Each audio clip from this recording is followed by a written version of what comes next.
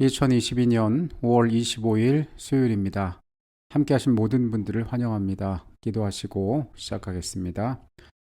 하나님, 우리가 주의 이름 가운데 이 시간 함께 모였습니다. 땅의 것이 아닌 하늘의 것들, 신령한 음성들 우리가 이 시간에 우리의 마음에 듣기를 원합니다. 주님, 죄인인 사람으로는 할 수 없는 삶의 귀중한 변화들을 소원합니다. 하나님, 우리의 심령에 역사하여 주시옵소서. 우리가 이 땅에서 실망하고 고통당하는 순간마다 꺼내서 용기 얻을 수 있는 귀한 말씀을 소원하오니 하나님 이 시간 우리에게 베풀어 주시옵소서. 주님, 삶이 가진 소원들을 아십니다. 우리의 부족들을 아십니다. 우리의 간구를 아십니다. 이 모든 것들 가운데 아버지의 선한 뜻으로 말미암아 가장 올바르고 적절한 방법들로 우리의 기도들에 또한 응답하여 주시옵소서. 오직 성령께서만이 이 시간 우리의 안내자가 되어 주시옵소서. 예수 그리스도의 이름으로 기도합니다. 아멘.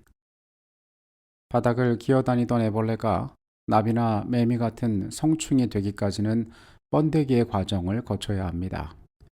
흔히 일반적으로 애벌레가 번데기가 되고 거기에 날개와 같은 몇 가지 신체가 더해져서 성충으로 태어나는 것으로 생각을 하지만 이 변화의 과정을 살펴보면 우리의 생각보다 참 신비로운 점들이 많이 있습니다. 일단 애벌레가 번데기가 되면은 그 번데기 자루 안에서 애벌레의 모든 신체 기관은 녹아내린다라고 이야기합니다. 그래서 애벌레는 이 번데기 안에서 거의 액체 상태로 존재하게 되는 것입니다. 그 모양과 특징마저도 모두 사라진 것처럼 보이는 것입니다.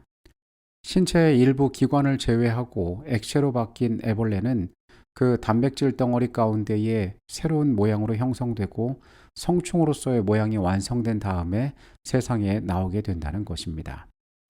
하나 놀라운 것은 이러한 극적인 변화를 겪었음에도 불구하고 성충이 되어서도 애벌레 때의 기억과 모든 특징들을 가지고 있다는 것입니다. 한 사람의 인생에서 과거를 돌아보면 좋은 기억들도 있지만은 잊고 싶은 기억들도 있을 것입니다. 마치 내 삶의 한순간이 지워진 것처럼 어렵고 고통스러운 기억들로 내가 살아왔던 시간들이 누구에게나 있을 것입니다. 그때의 고통스러운 경험이 나의 삶에 해로운 것들만 남겼더라고 생각할 수 있지만은 시간이 흐르면서 그 과정 가운데 나의 삶이 얻었던 축복과 감사들을 우리는 또한 발견하게 되기도 합니다. 오늘의 주제는 가족을 이루는 축복입니다. 어제 말씀에서 우리는 야곱이 하란에 도망하여 그가 두 아내를 얻는 과정을 살펴보았습니다. 그는 외삼촌 집에서 기만을 당하여 그가 원치 않는 수고와 세월을 그곳에서 보내게 되었습니다. 결코 순탄하다 할 수 없는 세월을 그곳에서 살았던 것입니다. 특별히 야곱에게 있어서 마지막 7년은 그의 삶에 매우 긴 고통의 시간이었습니다. 그 스스로 납득할 수 없는 일들을 그가 해야 했고 그 과정 가운데 많은 가정의 갈등을 경험하게 되기도 했기 때문에 그렇습니다. 그러나 매우 역설적이게도 이 기간은 그의 생애 가운데 가장 생산적인 시기이기도 했습니다. 야곱은 이 기간 동안에 훗날 하나님의 백성을 이룰 조상이 될 12명의 자녀들 중에 11명의 자녀를 낳게 됩니다. 이것은 야곱의 가문에 있어서 매우 특별한 이야기의 핵심이 되며 하나님께서 그의 태를 여셨다라는 말로 시작되고 끝남으로써 이 모든 과정 가운데 하나님께서 그를 향하여 두신 뜻이 있으셨음을 이야기하고 있습니다. 이 표현은 그의 두 아내인 레아와 라헬을 가리켜 하신 말씀이었습니다. 이 표현이 나타난 뒤에는 항상 아이가 탄생하는 출생의 이야기가 뒤따라왔는데 이 모든 과정들이 인간에게 순리로 일어나는 너무도 당연한 일이 아닌 하나님께서 이 모든 과정 가운데 개입하셨음을 우리에게 보여주고 있습니다. 창세기 29장 31절부터 있는 말씀입니다. 여호와께서 레아가 사랑받지 못함을 보시고 그의 태를 여셨으나 라헬은 자녀가 없었더라. 레아가 임신하여 아들을 낳고 그 이름을 르우벤이라 하여 이르되 여호와께서 나의 괴로움을 돌보셨으니 이제는 내 남편이 나를 사랑하리로다 하였더라. 그가 다시 임신하여 아들을 낳고 이르되 여호와께서 내가 사랑받지 못함을 들으셨으므로 내게 이 아들도 주셨도다 하고 그의 이름을 시므온이라 하였으며 그가 또 임신하여 아들을 낳고 이르되 내가 그에게 새 아들을 낳았으니 내 남편이 지금부터 나와 연합하리로다 하고 그의 이름을 레위라 하였으며 그가 또 임신하여 아들을 낳고 이르되 내가 이제는 여호와를 찬송하리로다 하고 이로 말미암아 그의 이름을 유다라 하였고 그의 출산이 멈추었더라. 라헬이 자기가 야곱에게서 아들을 낳지 못함을 보고 그의 언니를 시기하여 야곱에게 이르되 내게 자식을 낳게 하라. 그렇지 아니하면 내가 죽겠노라. 야곱이 라헬에게 성을 내어 이르되 그대를 임신하지 못하게 하는 이는 하나님이시니 내가 하나님을 대신하겠느냐. 라헬이 이르되 내 여종 비라에게로 들어가라. 그가 아들을 낳아 내 무릎에 두리니 그러면 나도 그로 말미암아 자식을 얻겠노라 하고 그의 시녀 비라를 남편에게 아내로 주매 야곱이 그에게로 들어갔더니 비라가 임신하여 야곱에게 아들을 낳은지라.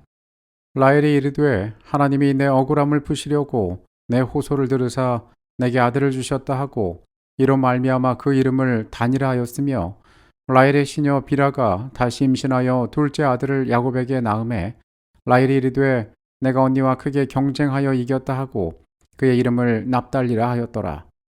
레아가 자기의 출산이 멈춤을 보고 그의 시녀 실바를 데려다가 야곱에게 주어 아내로 삼게 하였더니 레아의 시녀 실바가 야곱에게서 아들을 낳음에 레아가 이르되 복되도다 하고 그의 이름을 가시라 하였으며 레아의 시녀 실바가 둘째 아들을 야곱에게 낳음에 레아가 이르되 기쁘도다 모든 딸들이 나를 기쁜 자라 하리로다 하고 그의 이름을 아셀이라 하였더라. 밀 거둘 때 르우벤이 나가서 들에서 합한 채를 얻어 그의 어머니 레아에게 드렸더니 라헬이 레아에게 이르되 언니의 아들의 합한 채를 청구하노라. 레아가 그에게 이르되 내가 내 남편을 빼앗은 것이 작은 일이냐. 그런데 내가 내 아들의 합한 채를 빼앗고자 하느냐.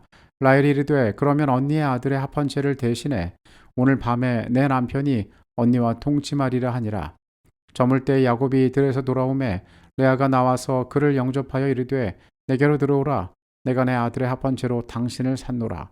그 밤에 야곱이 그와 동침하였더니 하나님이 레아의 소원을 들으셨으므로 그가 임신하여 다섯째 아들을 야곱에게서 낳은지라. 레아가 이르되 내가 내 시녀를 내 남편에게 주었으므로 하나님이 내게 그 값을 주셨다 하고 그의 이름을 이사가리라 하였으며 레아가 다시 임신하여 여섯째 아들을 야곱에게 낳은지라. 레아가 이르되 하나님이 내게 후한 선물을 주시도다. 내가 남편에게 여섯 아들을 낳았으니 이제는 그가 나와 함께 살리라 하고 그의 이름을 스불론이라 하였으며 그 후에 그가 딸을 낳고 그의 이름을 디나라 하였더라. 하나님이 라헬을 생각하신지라. 하나님이 그의 소원을 들으시고 그의 태를 여셨더라. 하나님께서 레아의 태를 여심으로 아들 르우벤을 낳게 되었는데 그 이름 가운데에는 보다라는 뜻을 가진 동사 라가 포함되어 있었습니다.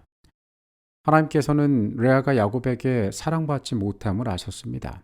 그래서 그녀에게 이 아들을 그 아픔과 고통에 대한 보상으로 허락하셨습니다. 다음으로 그녀는 듣다라는 뜻을 가진 샤마라는 동사가 포함된 시므온이라는 이름의 둘째 아들을 얻게 됩니다. 레아는 하나님께서 하갈의 고통을 들으셨던 것처럼 자기의 깊은 아픔, 사랑받지 못하는 아내의 아픔을 들으시고 그 자신에게 자비를 베풀어서 아들을 주셨다라고 이야기합니다. 레아가 자신의 마지막 아들을 낳게 되었을 때 그는 그 아이에게 찬송이란 이름을 가진 유다라는 이름을 줍니다. 이제 레아는 더 이상 그녀의 아픔이나 축복을 언급하지 않습니다. 그저 단순하게 하나님께 집중하여 자신에게 베풀어 주신 그 모든 은혜에 감사하게 됩니다.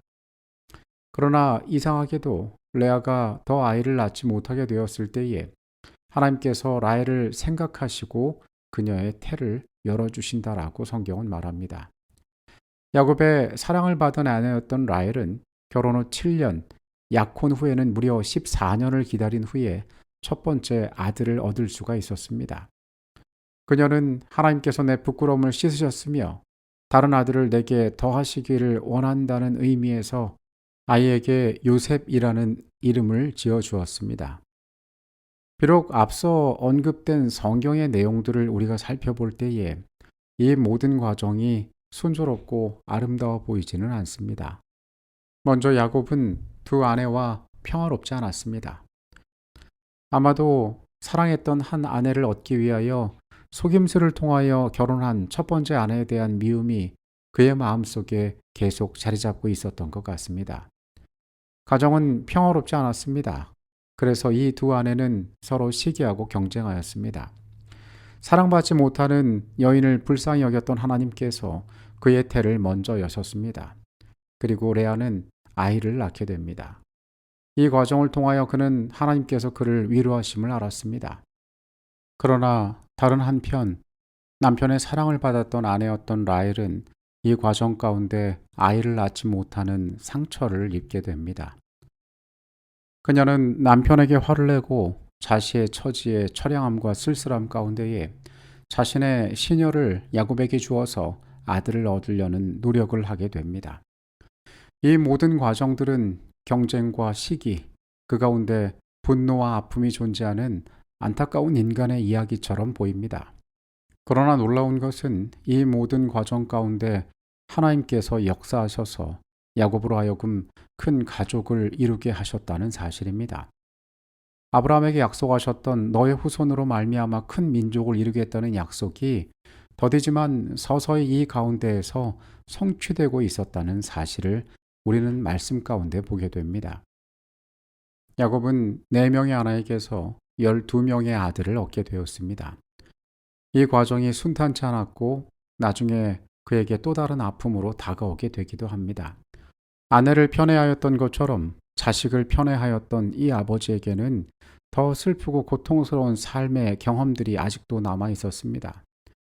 그러나 이 12아들은 훗날 하나님의 백성들의 12지파로 구별되고 그들은 아브라함에게 주셨던 그의 가문을 향하여 하셨던 하나님의 큰 약속의 성취를 목격하게 됩니다.